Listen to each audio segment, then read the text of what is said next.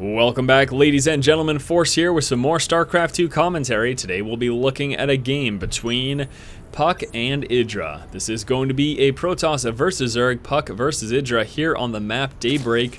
And let us get some recent ladder information starting down over here in the lower left-hand position with our red Zerg player, e.g. IdrA. IdrA is currently the #1 ranked master in his division with 160 wins and 66 losses, giving him a 70.80% win ratio. His opponent over here in the upper right-hand spawn position is puCK, our blue Protoss player, currently the #8 ranked Grand Master on the US ladder with 89 wins and 47 losses, giving him a 65.44% win ratio. And there you have it, guys. Recent ladder information for both these players. I did not give recent tournament information this time because I cannot find any tournament information here for puCK. And whenever that happens, when one or both of the players don't have recent tourney info, at least stuff that I can find, I resort to ladder. And I actually prefer to give tournament information because I do think it's more telling of the quality of player, simply given the fact that most professional players don't really care about the ladder.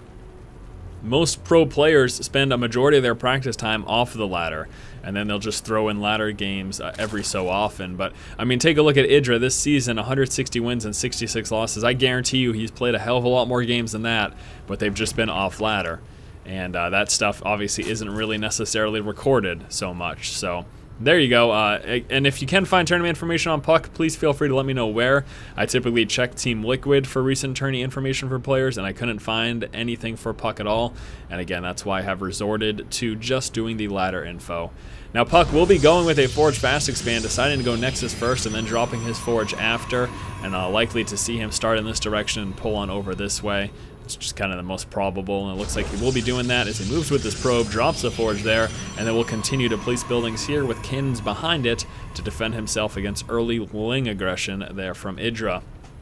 IdrA did decide to go pool first, has managed to get down his hatchery. It looks like he was actually able to force that probe away.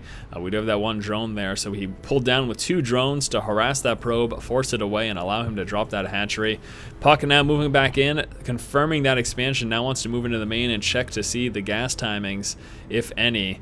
Hopefully he moves down, checks that one, spots that there's no one mining over there, so he knows there's no extractor in that position either. And spotting no gas whatsoever should pretty much tell him that IdrA is planning, most likely, to get a third sometime very soon. It's not 100% certain, but definitely is aware that that is a possibility right now, so that is something he's going to want to check for in the future. puCK now continuing up his wall off.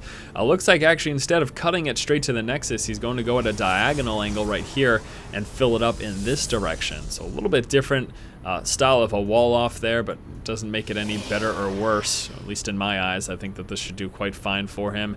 Probably going to see the Cybernex core come out in front of that photon cannon once that gateway does finish. Zerglings now dancing around looking for secondary scouts. They do have the front there, do have the towers taken. Why'd I call it the front? No idea. IdrA has decided to take his third. There's the Cybernex core, as expected, getting placed in front of that photon cannon. So it wasn't a full wall off yet. We'll see if he decides to come out with another pylon here or something to make it a little bit more full.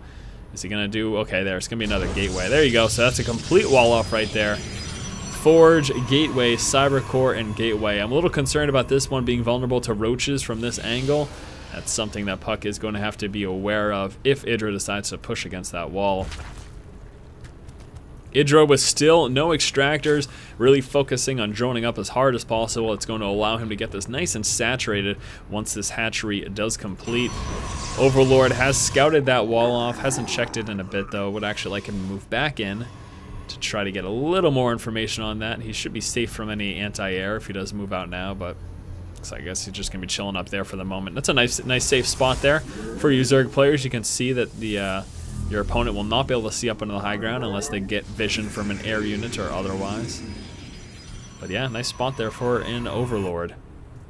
Hatchery has now completed, moving down with the drones to get that saturated. Now finally coming up with extractors, saturating those as well. Probably going to see at least one more extractor here at the natural expansion, if not 2 more at some point soon.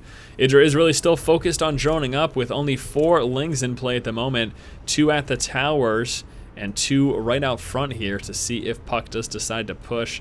IdrA would probably be well advised to also have a ling maybe checking out down here, because obviously that's something that puCK could do. he could move down in that direction. And IdrA really wouldn't be aware of it until he got to right here and kind of swung on through. I mean, every once in a while you will see players circumvent, but the other thing to keep in mind, it's a little too early at the moment for puCK to be pushing anyways, so maybe that's why IdrA isn't too concerned. And there you go, moving a little bit closer, and now that he sees the full wall off, he will be aware. And actually, there was a little bit of space here left for puCK, allowing those sentries to move on through.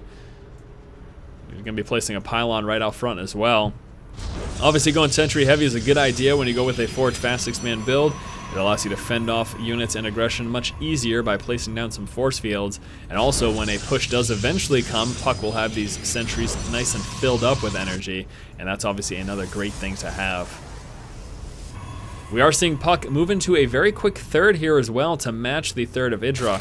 Obviously a little bit later than IdrA's expansion, but nevertheless, instead of moving out immediately with some aggression off of 2 bases, deciding to take a third instead. We do have a robotics in play, coming out with that first observer, going to give puCK some scouting information. Warp gate research is now complete, so we should be seeing those warp gates come into play. There we go. This one as well would be nice. And then a ton more gateways with some cannons behind it as defense over in this position. puCK definitely just kind of saddling up right now, not looking to push out anytime soon. Lings move forward, get us around on the sentries, forcing him to come out with those force fields, otherwise he would have lost those. And that's great for IdrA because he uses up some energy. So that is going to cut back on the likelihood of puCK pushing. It's also going to make any aggression that IdrA may come out with that much more effective. Now IdrA has moved down with this Ling and scouted out this expansion, so now he is aware of the fact that puCK is taking an expo over here. Ling's trying to move on. Oh boy.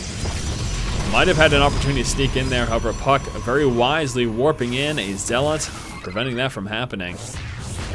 IdrA now moving down. Is he going to go for the cannons? No, looks like he will be pushing back right now. Force fields prevent those Lings from escaping. Ling's going to turn around and take out a few of those sentries. It's actually pretty good there for IdrA, dropping the sentries. Pretty huge. More and more speedlings coming out here for IdrA. He does have a Baneling nest in play. That is something I noticed before. There it is.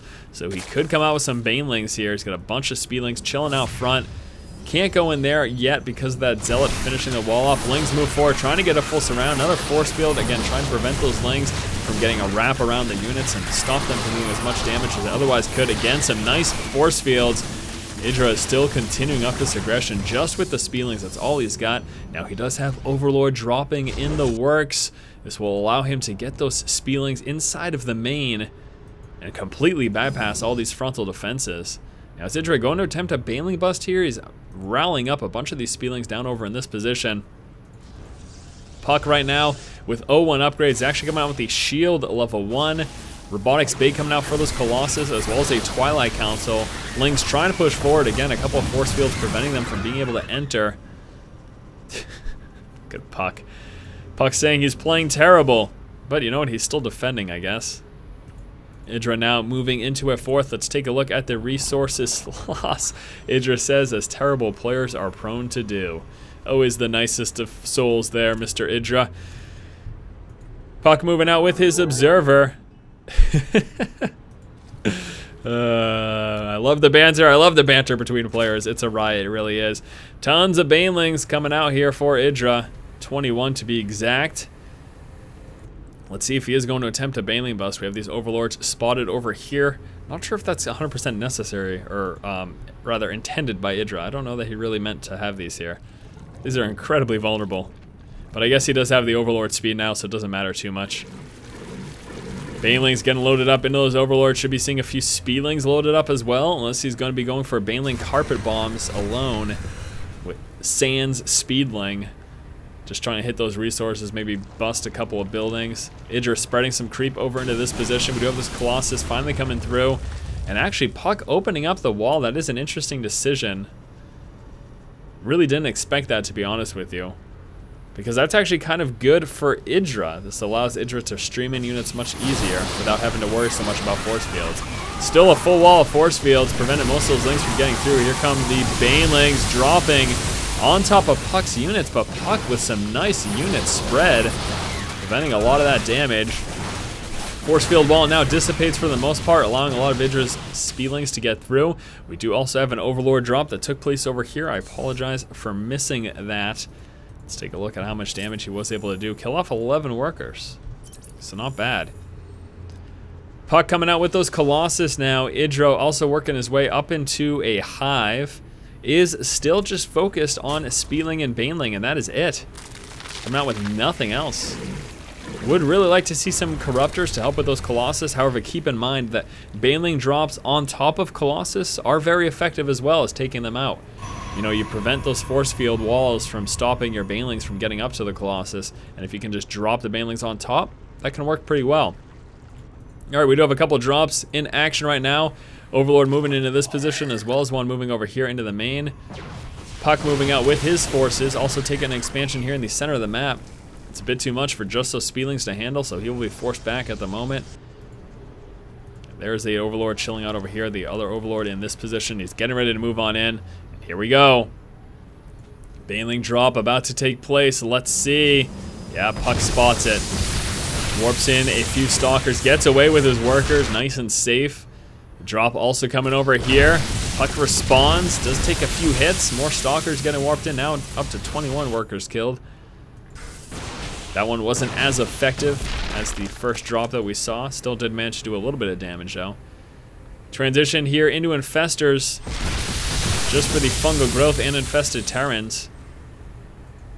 Stalker there gets taken out there by a few Banelings. Also have that Observer Scout just kind of chilling around here, spotting fully IdrA's army. He knows where IdrA is, knows what he's doing. 2 Spires coming out here for IdrA. Does appear to be making a transition into Broodlords. Eventually. Spires are a bit late as that hive has been finished for quite a while. Also coming out now with the Adrenal Glands. It's the increased attack speed there. Moving forward. Gets a couple feedbacks there on the Infestors. Fungal growth going down on the army. Speedlings trying to do as much damage as they can. Also dropping a few Banelings on top, but not enough. And IdrA leaves the game.